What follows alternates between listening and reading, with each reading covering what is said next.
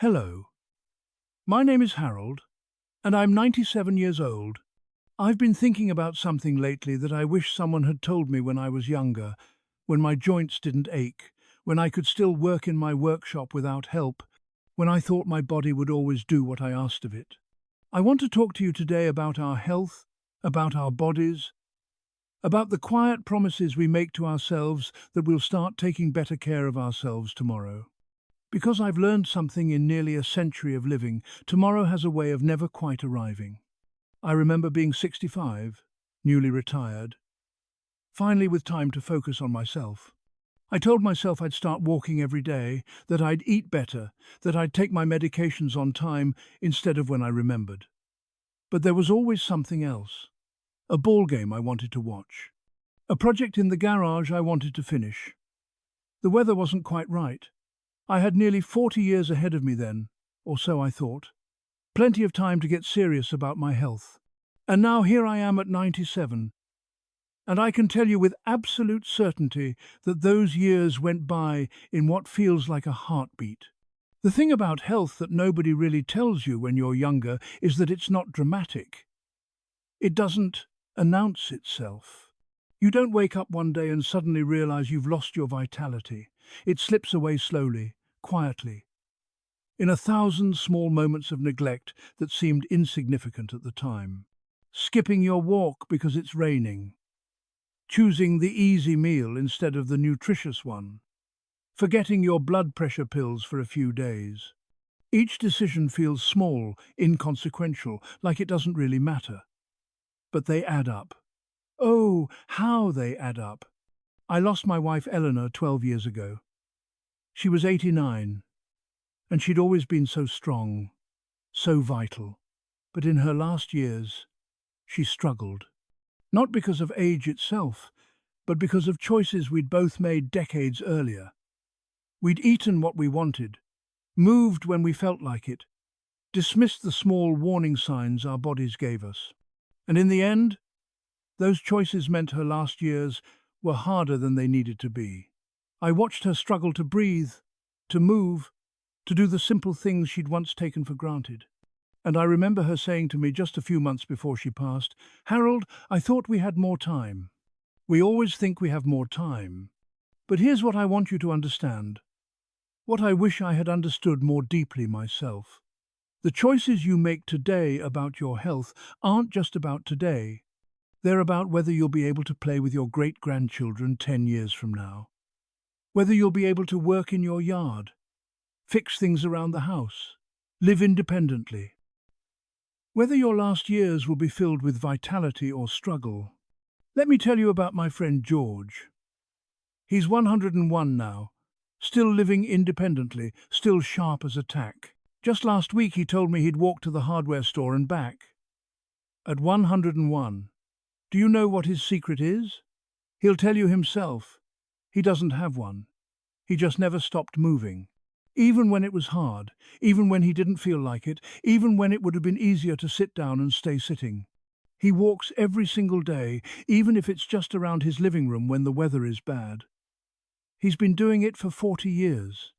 40 years of showing up for himself, of honoring his body, of choosing the harder thing in the moment because he knew it was the right thing.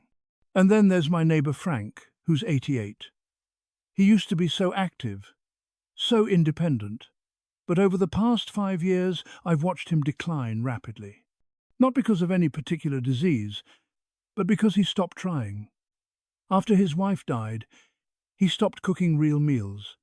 He stopped going for his morning walks. He stopped taking his medications consistently. He told me once that it all just seemed like too much effort, that he was tired, that at his age, what did it really matter? And now he's in a nursing home, unable to care for himself, spending his days in a chair watching television, waiting for visits that come less frequently than he'd like. The difference between George and Frank isn't luck. It isn't genetics, though those play a role. It's choice. It's the choice to keep going even when it's hard. The choice to honor your body even when you don't feel like it. The choice to live actively rather than passively. So, let me share with you some things I've learned. Some things I wish I'd taken more seriously earlier, some things that might make a real difference in how you spend your remaining years. First, move your body every single day. I cannot stress this enough. I don't care if it's a walk around the block or just standing up and sitting down 10 times in a row. Your body needs movement like it needs air and water. When I turned 90, I started doing chair exercises every morning without fail, just 15 minutes. And I genuinely believe that's why I'm still able to get around as well as I do. My son bought me a simple exercise sheet with pictures, and I follow it every morning after breakfast. Some days I don't want to. Some days my joints hurt and I'm tired, and it would be so much easier to skip it. But I do it anyway. Because I know that the day I stop is the day I start losing ground I'll never get back. Second, drink water. Real water. Not just coffee or soda or juice. I spent decades barely drinking water, and now I have kidney issues that might have been preventable. Your body is mostly water. Your brain needs water to function. Your kidneys need water to flush out waste. Your skin, your joints, your digestion, everything works better when you're properly hydrated. I keep a water bottle next to my chair now, and I've marked it with times of day. By noon, I need to have drunk to the first line. By dinner, to the second. It's simple, but it works. Third, eat real food.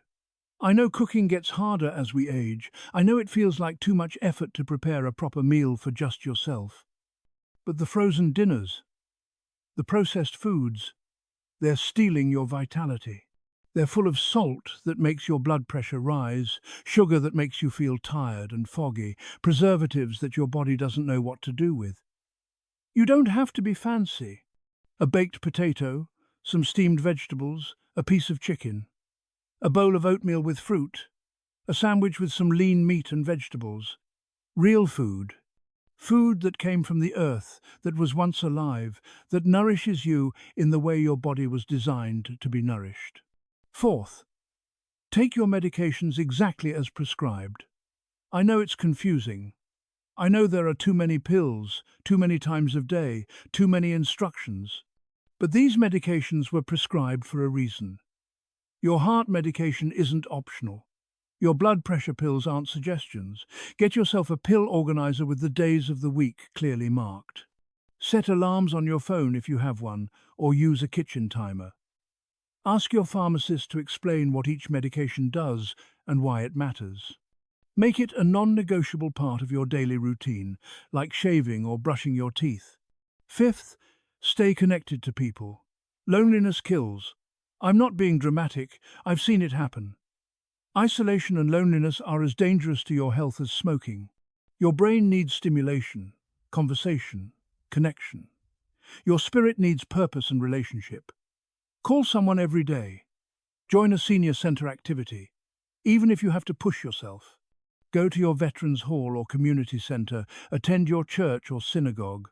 Volunteer somewhere. Say yes when people invite you to things, even when it would be easier to stay home. Sixth, sleep matters more than you probably think. I spent years staying up too late watching television, then wondering why I felt terrible the next day. Your body repairs itself during sleep.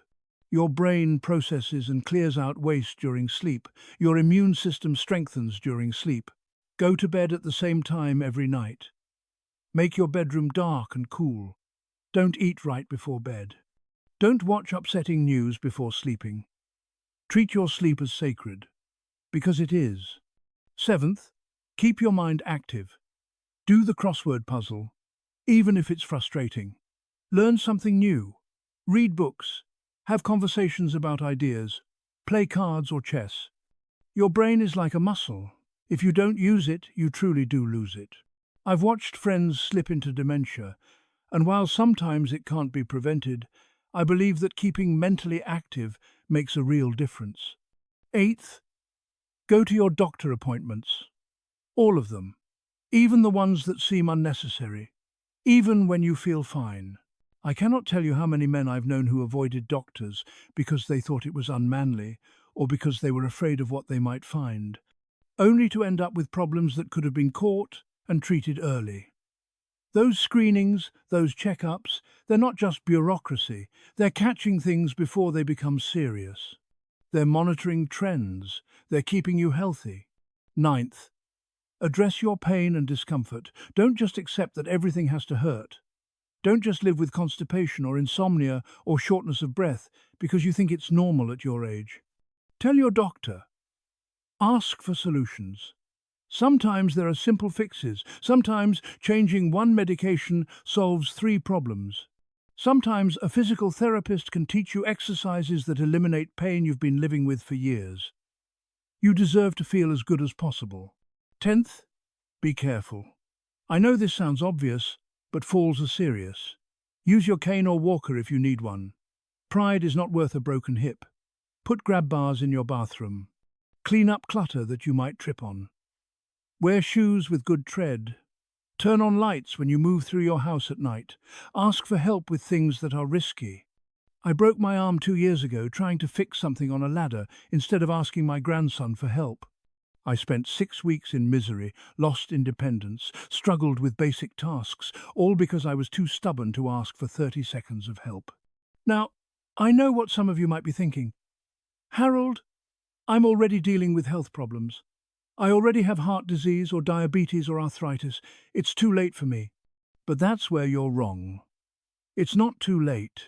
It's never too late to make your situation better rather than worse. Every healthy choice you make today is a gift to yourself tomorrow. Every day you move your body, you're maintaining what you have. Every nutritious meal strengthens you. Every medication taken properly controls your condition. You may not be able to reverse everything, but you can slow decline. You can maintain quality of life. You can give yourself more good days. I think about George sometimes, my friend who's still walking at 101, and I think about what he told me once. He said, "Harold, people think I'm lucky. They think I have good genes.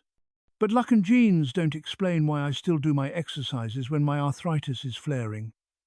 They don't explain why I cook vegetables, even though a frozen dinner would be easier. They don't explain why I push myself to walk even when I'm tired. That's not luck. That's choice. That's showing up for myself every single day, even when it's hard, because I want to really live, not just exist. That's what it comes down to, isn't it? Living versus existing. You can exist in a chair, in front of a television, letting your body and mind slowly deteriorate, waiting for time to pass. Or you can live. You can move. You can engage. You can choose health and vitality as much as your circumstances allow. You can show up for yourself. I'm 97 years old, and I have regrets. I regret the years I didn't take my health seriously. I regret the walks I didn't take, the vegetables I didn't eat, the sleep I didn't prioritize. I regret not understanding until too late that every small choice mattered. But I can't change the past. All I can do is what I'm doing now, showing up for myself every single day, doing what I can with what I have, honoring this body that has carried me for nearly a century. And I'm asking you to do the same. Don't wait. Don't tell yourself you'll start tomorrow, or next week, or after the holidays. Start today. Start right now. After you finish listening to this, drink a full glass of water.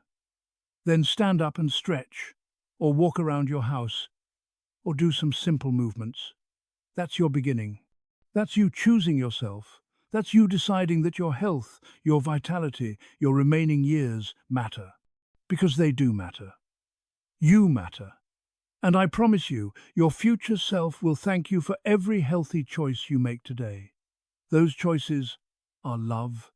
They're love for yourself, for your family who wants you around and thriving, for the life you still have ahead of you. Later never comes. All we have is now. So choose yourself now. Choose your health now. Choose to really live now. You deserve it, and you're worth it. Now, I want you to do something for me. I want you to write down one specific health goal for this week. Just one. Maybe it's drinking 6 glasses of water every day. Maybe it's walking for 10 minutes each morning. Maybe it's organizing your medications properly. Maybe it's scheduling that doctor's appointment you've been putting off. Write it down, put it somewhere, you'll see it every day, and do it. Then next week, add one more healthy habit. Build slowly, but build surely. And if you found this helpful, if it resonated with you, share it with a friend who needs to hear it. We all need these reminders. We all need to hear that it's not too late, that our choices matter, that we're worth the effort of taking care of ourselves. Take care of yourself, my friend. Your future is counting on it.